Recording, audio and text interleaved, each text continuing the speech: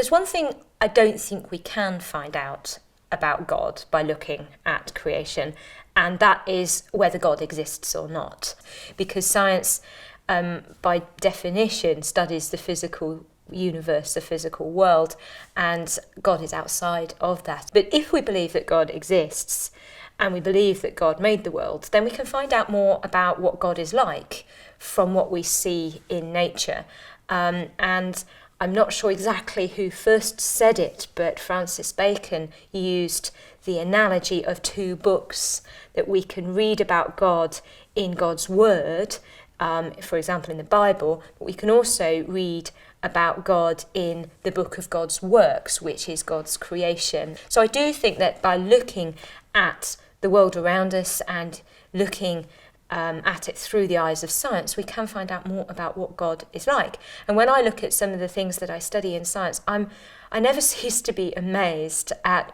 quite how impressive the world is, and how impressive the mechanisms are, how things work, the intricacies and the variety, and yet the depth of simplicity at times of underlying physical laws and principles. It really is beautiful in many ways, and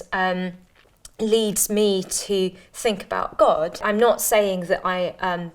have any proof, but I'm saying that by looking at the world around me, it tells me more about God, and it leads me to worship God, to worship this creator who's made these amazing things and processes in the universe.